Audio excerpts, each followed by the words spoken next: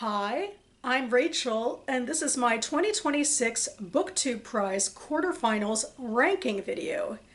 Okay, so the BookTube Prize was started by Robert Sheard back in 2019 as a way for the literary book internet to come together and judge the best of literary fiction and nonfiction that was published in English in the US the year before. So now, in 2026, we are judging 2025 releases. And I have been an official judge of this prize since year two, since 2020, and it's been a great way for me to expand my reading and talk about some buzzy books. Certainly these videos might be among my most popular because of general interest in the prize. So I'm sitting here kind of nervous because I'm, working without a script, just going with what's in my head, so hopefully, it sounds, good. And for a little more context about where we are in the prize, the BookTube Prize starts with 2 long lists of 48 books per division, and then through 4 rounds, we whittle those lists down until we get to winners and runners-up that will be announced in October after the finals run. The quarterfinals are the second of the 4 rounds, and they just concluded, and we're now into the 3rd round, the semifinals, with 12 books remaining on each ballot. For the quarterfinals, we had 24 books per each ballot that were divided into ballots of 6 books apiece, and I was judging nonfiction Group A. But before I get into my reviews, I'm going to do a little bit of geeky stats information. These are the contenders for the long lists that Robert sent out to us back in January. They're, around 100 or so books for fiction and nonfiction. We each got to vote for up to 20 of them that could be included in, the first long list, the octafinals. And so I've just been tracking with fiction and nonfiction how my books have done. I, voted for 20 books per division to be added to the long list. And starting with nonfiction, for the octafinals, 15 of my 20 made the first, list, the octafinals. Then after the octafinals concluded and we went into the quarterfinals, 7 of those 20 books remained. And now, going into the semifinals, 4 of those 20 books are still in the running. And now moving over to fiction, 13 of the 20 books I nominated made it onto the octafinals. Then 7 of those 20 books again made it into the quarterfinals. And now finally going into the semifinals, 3 of those 20 books remain. So yeah, we're getting down to the wire. It feels like, well, a lot of my books, I suppose, weren't all that popular, although I think this is relatively normal for where we would be, where I usually am at this point of the game. Hopefully a couple of books will make it onto the finals list. We shall see at the end of the semifinals. As for my reaction to books that, left the list after the quarterfinals, I suppose I'm most surprised by A Guardian and a Thief by Megha Majumdar, exiting the fiction list. I guess I'm not hugely surprised. It made a bit of a splash, but most of these books that have been on the list made a bit of a splash in the literary world, and only so many can make it through each round as we have each, division every time we go. As for what remains on the list that I'm excited about, I'm noting that all 3 of the books from my octafinals round are still in the running after the quarterfinals, which is great. And my favorite was A Flower Traveled in My Blood by Haley Cullen Gilliland. I thought that was very powerful, so I'm really hoping that one will make it to the finals. We shall see. All right, but reining myself back into my quarterfinals ballot, I am finally ready to share my reviews of these books. And of course, I'd love to hear what you think about all of this. I was judging with a group and we kept our opinions to ourselves. And, I voted for 3 books to advance to the semifinals. And of those 3, 2 of them advanced. Anyway, so I'm not quite on the same page with everybody, and I'd love to hear your thoughts, as I said. So I'm going to go ahead and share my thoughts, going from the book I ranked in 6th place and ending with the book I ranked as number 1. So the book I ranked in sixth place was Baldwin by Nicholas Boggs, the newest biography of James Baldwin, which actually was one of the books I voted for back, when we were creating the long list. And this was one of the books that advanced to the next round, to the semifinals. So I am very out of tandem with everybody else with this one. But anyway, Baldwin is a very sprawling memoir that, is over 600 pages and takes us deep into the life of the famous American writer James Baldwin of the 20th century. He was African American, he was queer at times when both of those identities were particularly fraught, and his writing really was in tandem with his sort of personal self-discovery.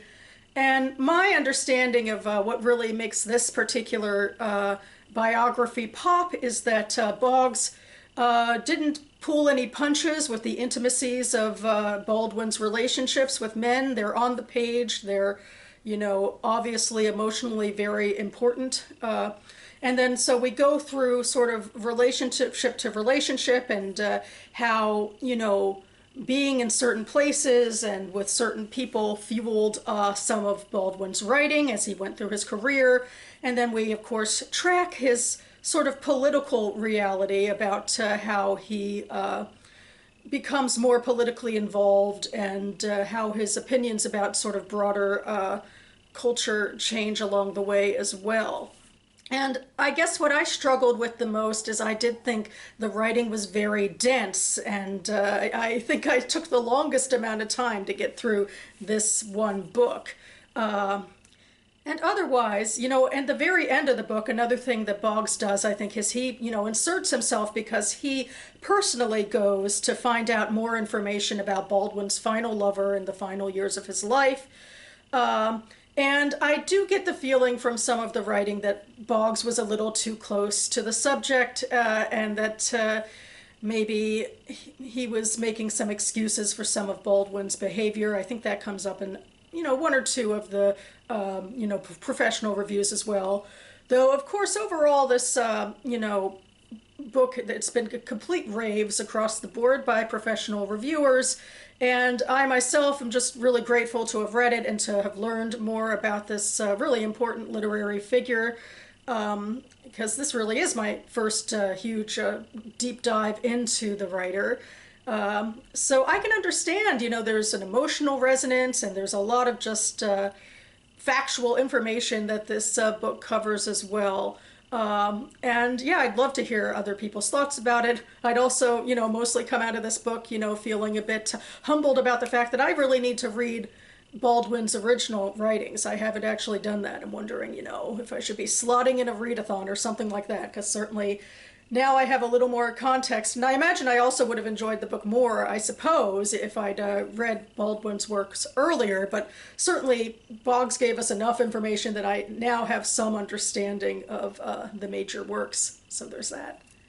In fifth place, I put The Afterlife of Malcolm X, An Outcast Turned Icon's Enduring Impact on America by Mark Whitaker. I think this book was particularly powerful in giving some nuance to Malcolm X, who might by and large be seen as like purely a radical figure, like on the fringes of like far left, I guess you might say with today's vernacular, in terms of his relationship with the Nation of Islam and sort of black separatist thoughts. But this book goes into how actually his opinions changed throughout his life and how he embraced Pan-Africanism and a more orthodox Islam. So this book gives a lot more nuance to the reality of who Malcolm X was as a political thinker.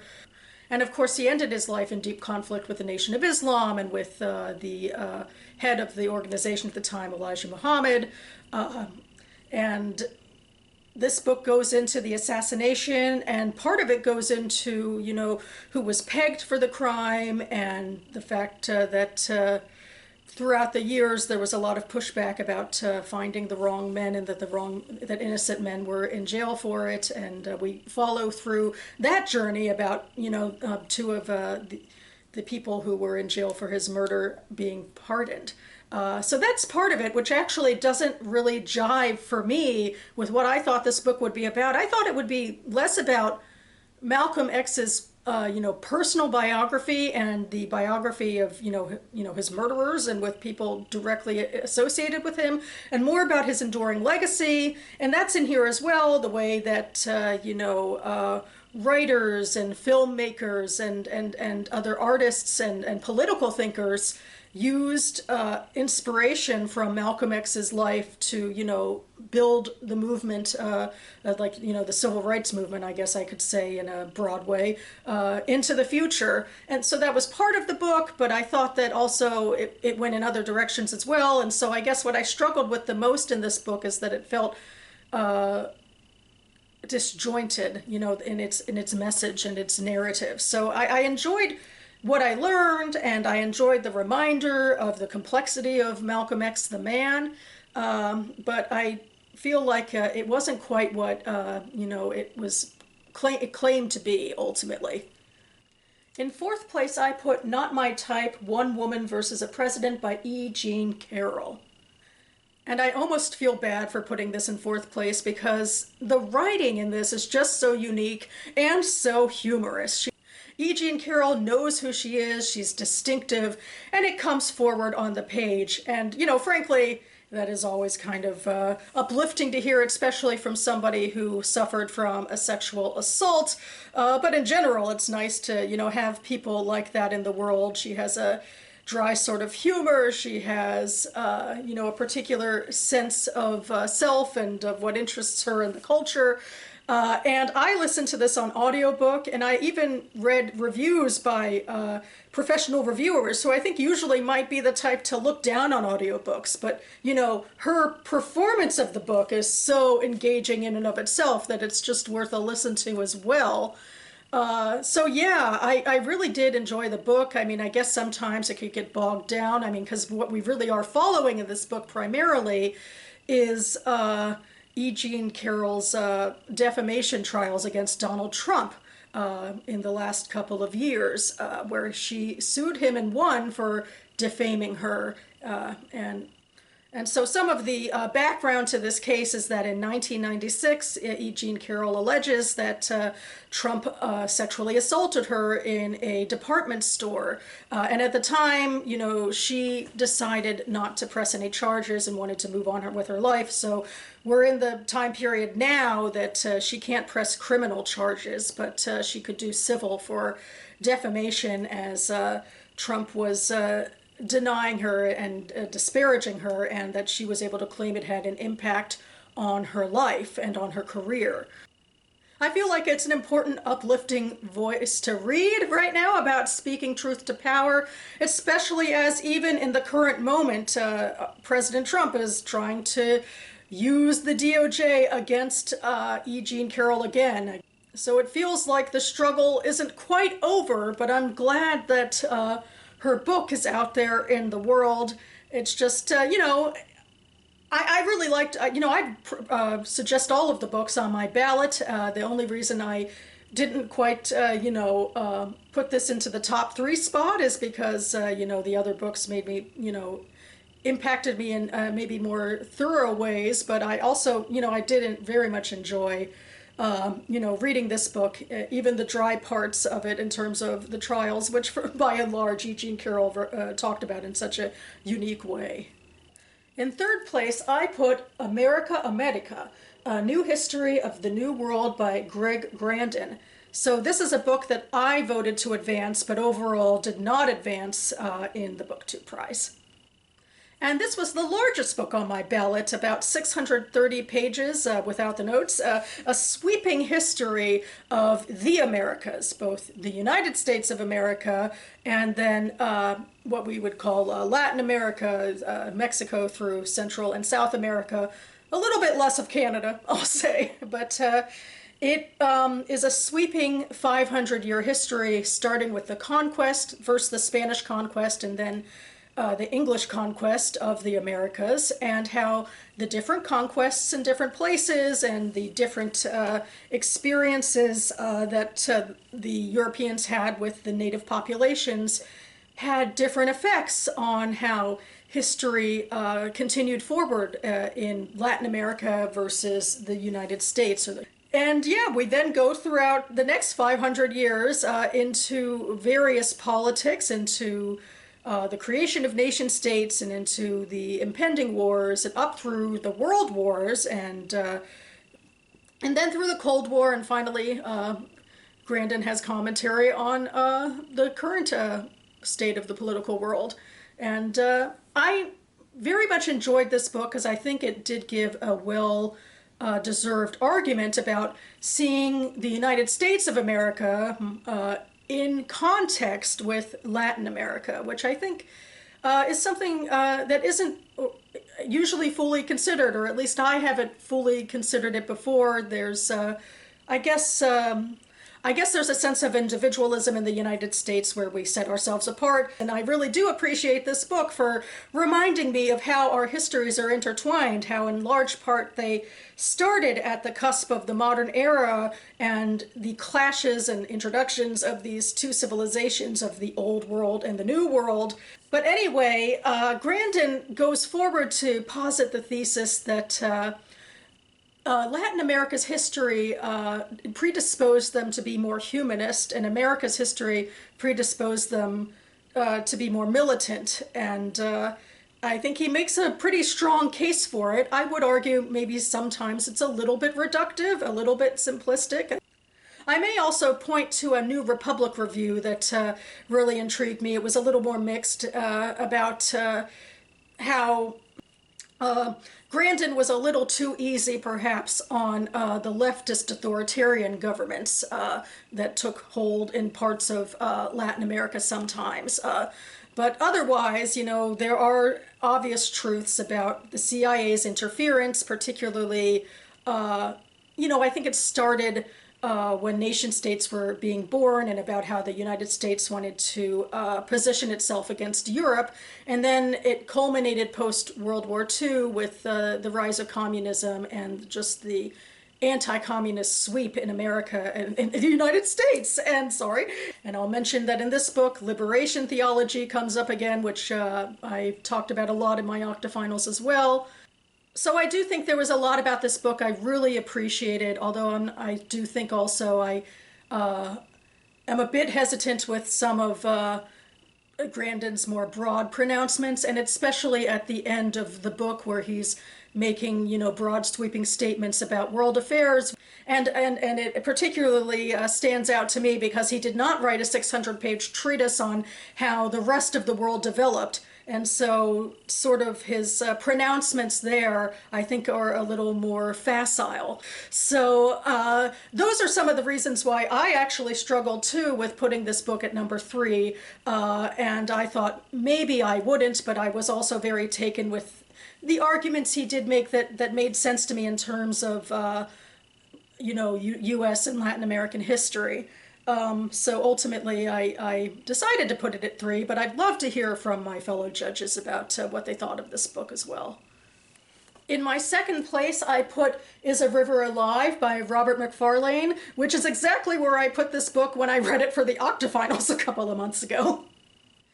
Admittedly, I haven't reread the book since the Octafinals, but in my memory it still stands where it was. And I think it's interesting to talk about this book after the last book because it really does in large part track indigenous populations, including in Ecuador, so that includes Latin America. And it's about how these populations stand up against often corporate or less humanitarian desires to mess with the environment, and particularly with rivers and various ecosystems. And Macfarlane travels to 3 of these ecosystems, one in Ecuador, one in Canada, and one in India, to look at how the little people on the ground are trying to preserve these natural resources.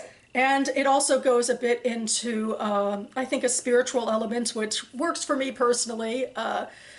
I get, you know, in terms of science, I definitely have a little room for faith as well, or spirituality as well. But also really glad that there's a lot of science in this book, and that a science book has made it this far into the semifinals of the BookTube Prize. And I do feel like this book really is, in a way, about social activism in action, because it's not just about the theory of humanism and of liberation, which maybe the last book was more heavy on the theory. But this one, I think, really shows us the action, and I thought really brought us into some characters and situations that really moved me, and in my memory continue to move me. So here we go. And in my first place spot, I'm going to put the one book I don't have a physical copy of. It is Nobody's Girl, a memoir of surviving abuse and fighting for justice by Virginia Roberts Giuffre. So I feel like, in a way, I actually struggled the most with this book, because it started with a prologue by Giuffre's co-writer that was written after Giuffre committed suicide shortly after, before this book came out. And in this preface, in this, the writer explains, the journalist explains, Anne Wallace explains, that Giuffre had recently been in the hospital and admitted to her husband having abused her for several years. And this was quite jarring with how she portrayed her husband in the memoir. Her interstitial chapters with her husband, and then the later chapters when we get to that part of her life, were filled with light and hope and happiness. And it really got me to thinking about the parameters of abuse, and I guess the way that some abuse victims try to bubble themselves and protect themselves. Because Giuffre, or Jenna as she was known, was a woman and who had been abused for a long time. It started, she says, with her father when she was a young girl, although her father denies this. And she also was abused by a family friend.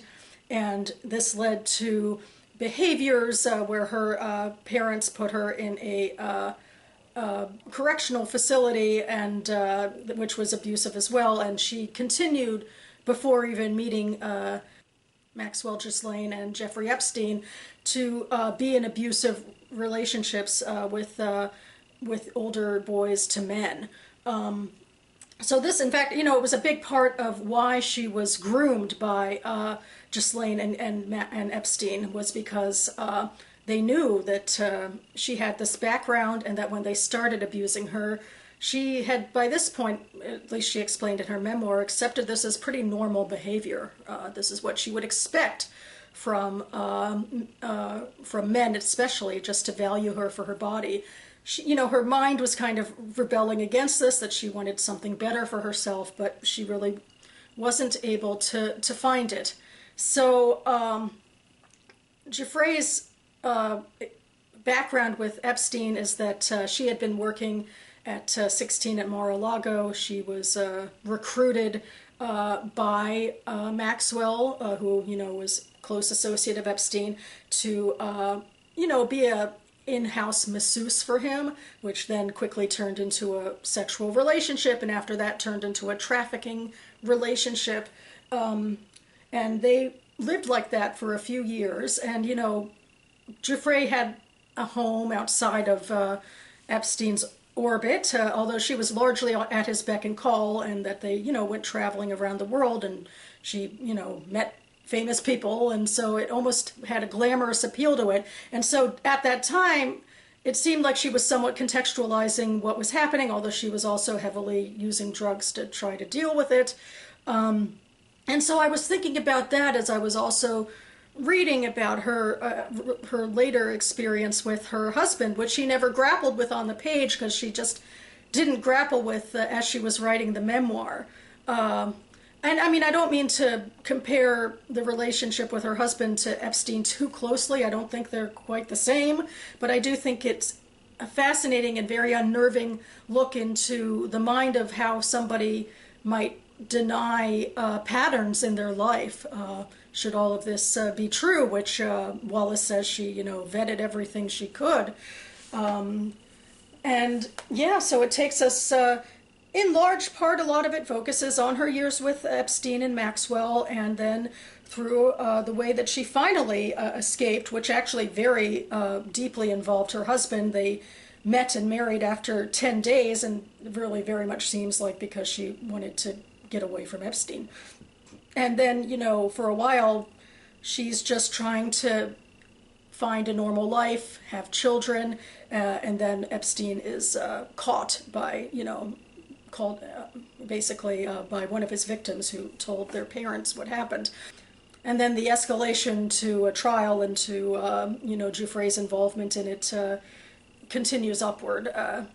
And so, yeah, I found it so harrowing and so sad, and obviously, and it doesn't all have to do with what's on the page, because, you know, it's also just about the fact that she isn't here anymore, and that, you know, she never did quite find a happy ending. And I don't know, that feels very reductive to say. I mean, she went through some horrible hardships in her life, and, you know, I would hope if she were alive, she'd be able to continue to get healthier about them, but she isn't, and that's harrowing to me. And then I have the extra bias that Giuffre and I were a month apart in age.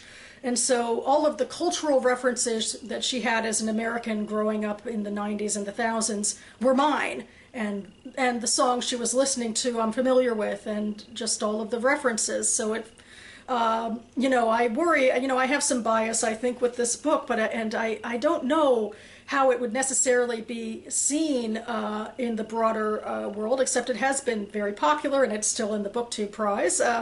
But my reaction is like, it's what's on the page, but it's also what's not on the page, and just this very harrowing and disquieting story about how abuse permeates within a person who's experienced so much of it, and just how tragic it is. And, you know, there is no holds barred, and there is no, I guess, neat tied off at the end, even though Giuffre definitely was, you know, aiming for that with her husband and her children. And that's not to say that it was a completely bleak reality either, but it's, you know, she struggled throughout her whole life because of this abuse that started well before Epstein.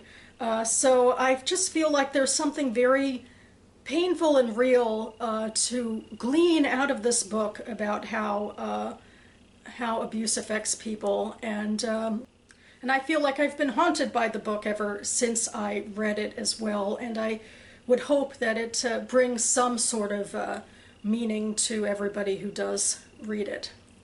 And that about covers it for me now. I have no reviews to link down below, but I do have Robert's video about what books made it to the semifinals in case you're interested in that, and also the link to the BookTube Prize page and to my own Book Awards playlist. I've been rambling on a bit more than I thought I would, so hopefully I've said something engaging in this video. And again, I would love to hear your thoughts if you've read or are reading these books for the BookTube Prize or for any other reason.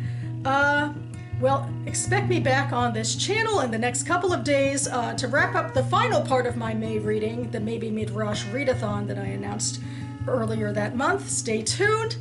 And I guess ultimately I do have to say thank you so much to Robert, who has to wrangle hundreds of judges every round and make sure that he gets all of our ballots in so that things can advance fairly, and that we can keep the prize going. I certainly hope this prize keeps going into the future.